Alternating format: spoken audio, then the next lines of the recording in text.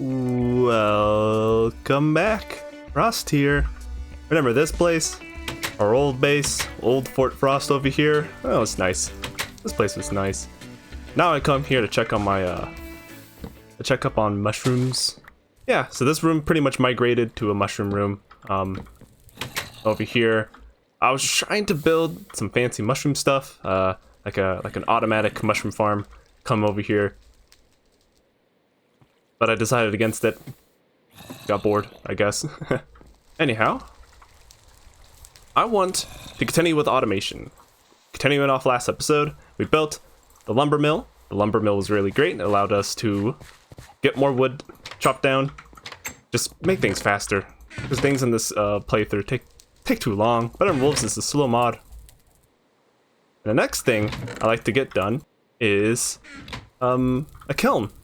This setup right here, not that very good. We need to make it better. I need to be closer to water so I can use the water streams for automation.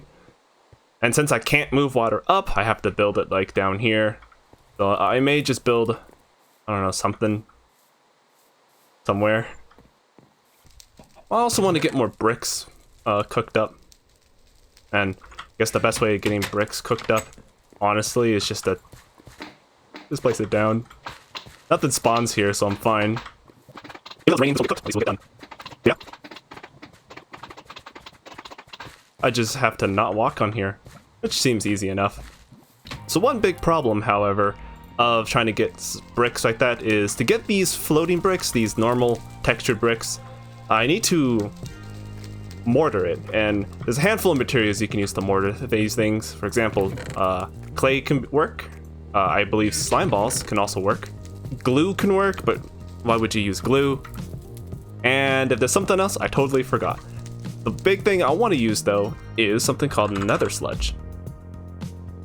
Because this can also be used to mortar the bricks over there. And to build that, we need potash and hellfire dust. Potash can be made by throwing the sawdust in there. In a stoked cauldron or crucible? In a cauldron. In a stoked cauldron. We have one right there. So, and we also have a lot of sawdust, and of course, I moved everything to the cool new lumber mill. Right? So we're just gonna turn all the sawdust now into potash, because that's what we need to build the next thing. And then the next guy is the nether sludge, right? That's so. That is well, to make the nether sludge, we need the hellfire dust, and you know, hellfire dust, simple enough. Words. We just ground it in our millstones we have over there, and we should have plenty of those.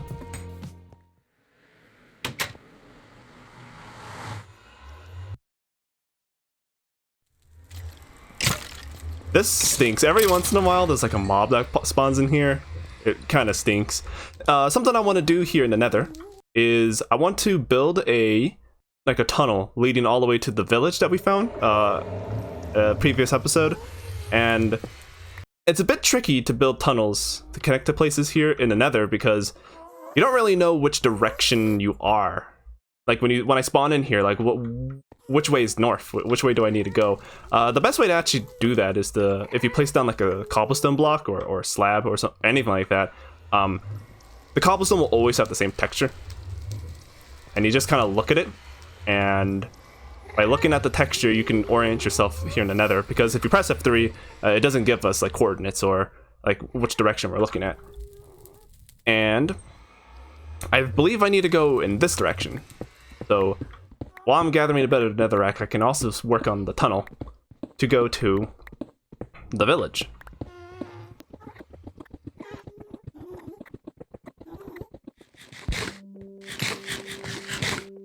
Of course, there's a lot more complications trying to build tunnels in the nether.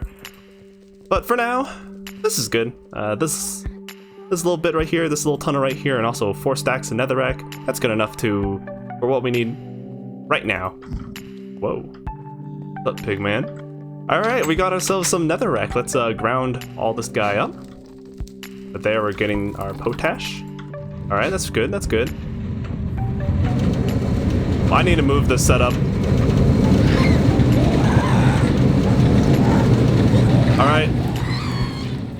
So while that gets grounded up, let's think about where to set up our new kiln.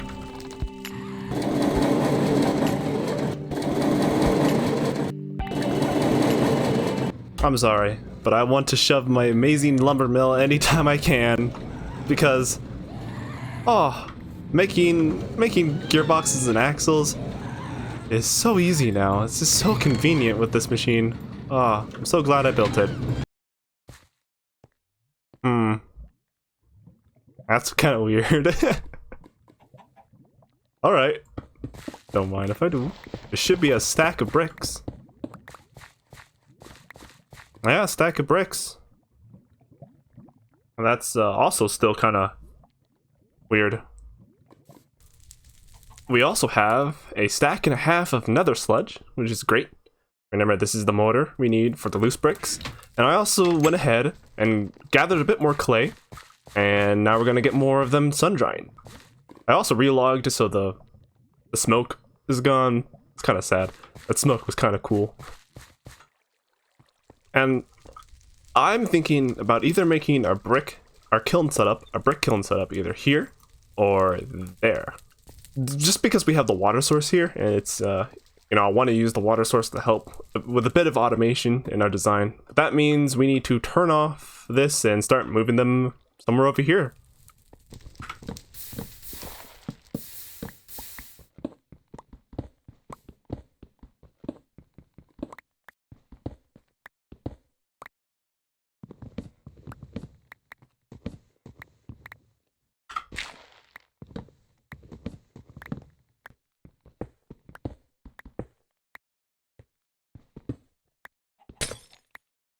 Now, something that always looked weird to me was the crucible's texture in between here. I don't know why it's yellow like this. You can kind of see a bone, because we do use a bone to make this. Why is it yellow? Am I making, like, cheesy soup or something? I don't know. Or spongy soup? Huh?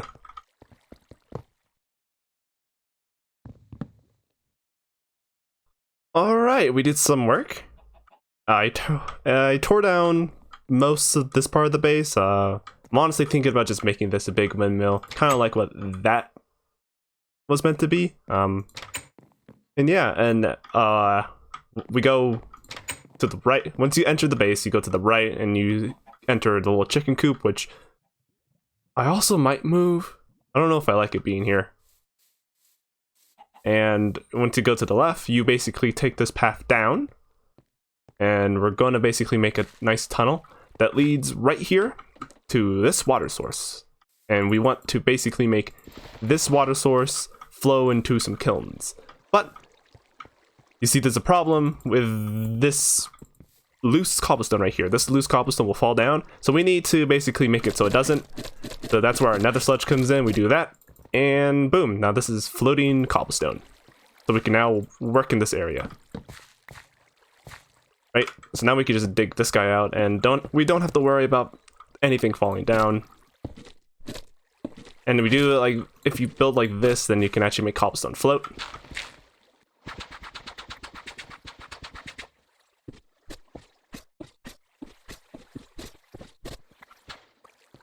Alright, so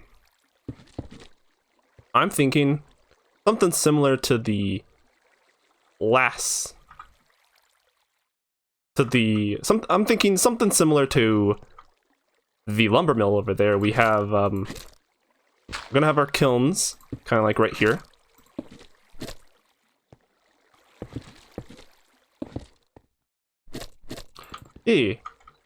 Yeah, so maybe one more. But we're basically gonna have maybe 3 is good actually. We're gonna have our crucible right here. We're gonna have this, right? And the water's gonna be flowing right here. I don't know if I want to put a sign, because I feel like a sign will burn down. I don't know what else to put there, though. Right, we got semi-auto kilns. And if I can somehow come in there and place a block. Like that. And pretty much the idea is we're going to put whatever we want to cook in here, and when they are done cooking, the water will push the items into this crucible, because the crucible also kind of acts as a hopper. But now we just need to do the technical stuff of having the hibachis underneath and heating all this guy. So I don't know if all these guys can be online, but we'll see how much we can do. Also, this kiln design isn't really my own. I actually got this from Dawn Rider's video. She has a video about a bunch of kiln designs that you could work off, and she also has a video basically saying how to survive the first few days, and also another video on auto packing designs. So if you're thinking about how to design those in your world, give her videos a quick look if you haven't done so already. Alright, back to my video. And just to make sure this setup here is working, I want to see if we also can't do this. And it is working. Yeah, you can see the urns right there. They're actually smelting down, and now we can cook 3 at a time. I possibly could make this 4 long, and I may do that. It's just right now the setup doesn't really allow me to do that. Maybe I'll readjust all this later. Now, I want to do just a bit more mining before we're ready to do some other building, because the next thing I need to build requires just a bit more gold, and I'm trying to play this game in this F5 mode, and it's not the easiest to do. Yeah, I just need to do a bit of mining, and maybe I can check out that mine shaft a bit and hopefully light it up. I brought myself... Oh, this is really tricky. I brought myself a bucket of chocolate milk in case I get hit by them and, you know, I take the poison damage. I also have these potions of insta-healing, so hopefully I won't die. Oh, I found them. They are right around this corner. Jeez. It's just a bit stressful. At this moment, I decided to tackle that cave spider spawner, but then I chickened out. And after some useless branch mining attempts, I decided to tackle this cave spider spawner again. And this time, we were victorious. However, all my mining efforts were kinda in vain. I found a total of 0 gold. So I decided to take a trip to the Nether so I can get some more blaze rods, for, you know, fire resistant potions and all that. And I was really tempted to kill those pigmen. They were carrying some nice, delicious golden swords that I could potentially use. But then I also chickened out. But hey, I made some planters, and now I don't have to worry about weeds. And now I'm thinking that it's probably best to work on the base a bit more.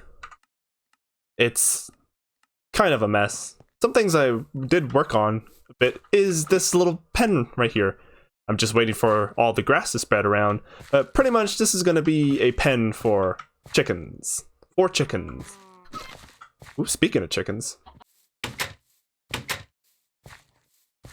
Yeah, these guys over here. This pen design was nice and all, but there's a huge problem in the fact that one of these chickens are gone. And it's because I actually spawned 2 more baby chickens here, and I thought I could potentially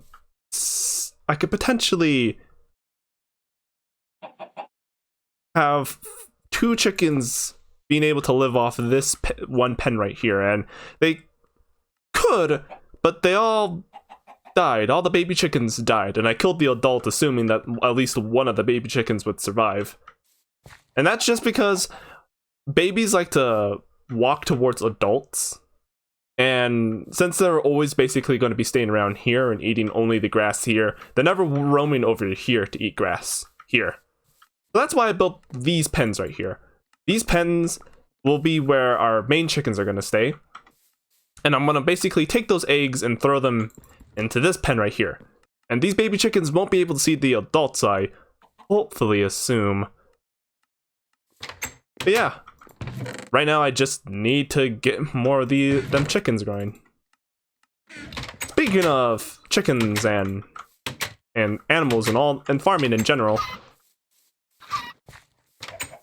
I would like to get this automated, except I really don't know any decent design to automate chicken farming, because I've tried designing my own and those chickens just seem like they just kind of want to die.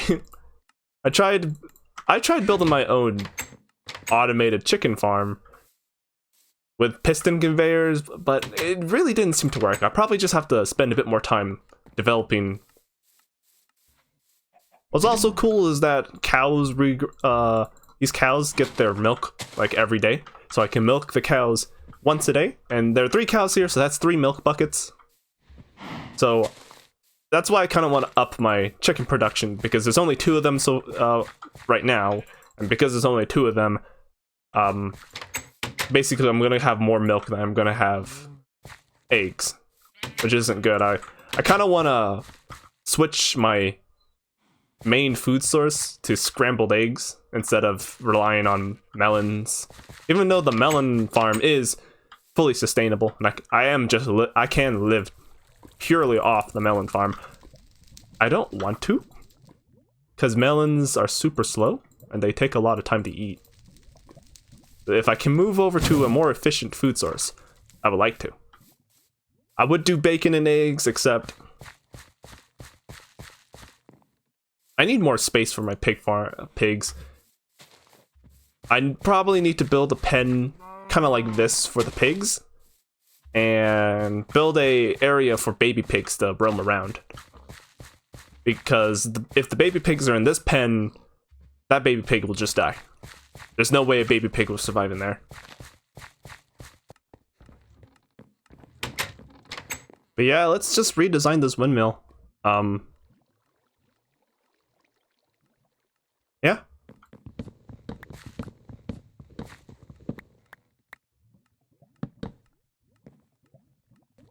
Yeah, I don't really know.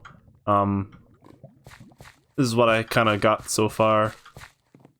And in here, it's really cramped and small. Thinking about just making this windmill just a main storage unit. So pretty much all this part here can go down.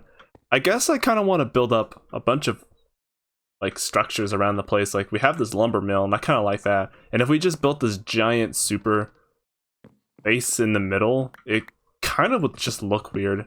It would just kind of make this lumber mill look kind of dwarfed. So I think it's better if we just built a lot of smaller structures around this place. Wow, those chickens seem like they're struggling. Grass is still kind of growing over there. But yeah. Anyways, I'll get back to work.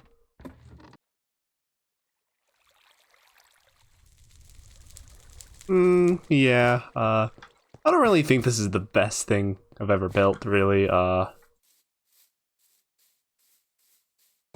but, it's an almost complete building. I just need to wall this part in here. And yeah, I could say that this windmill is somewhat complete now. It's like fully closed in, so that's neat. Back to the melons. I said I was gonna get off them, but I'm back onto them. Oh my god. I just keep forgetting about these chickens. I feed them and then I forget that I fed them, and I don't really hear them lay the eggs. Sad. Very sad for me. But yeah, I also basically got rid of this little hill over here. And, you know, continued this road, which kind of goes here. We'll extend this road to connect to the lumber mill and maybe somewhere over there. And yeah. Also, this tunnel down here leads to our kiln, which is not on right now. I also removed the millstones over there. They were just, at this point, this was like too close to the lumber mill, and also over here. The whole reason why I built it right here was so that I wouldn't have to hear it all the time. But since I basically moved I moved some setups over here, I now have to also think about where to move those millstones, which, you know, I might do next. Yeah. Yeah, let's move those millstones. Oh no! Oh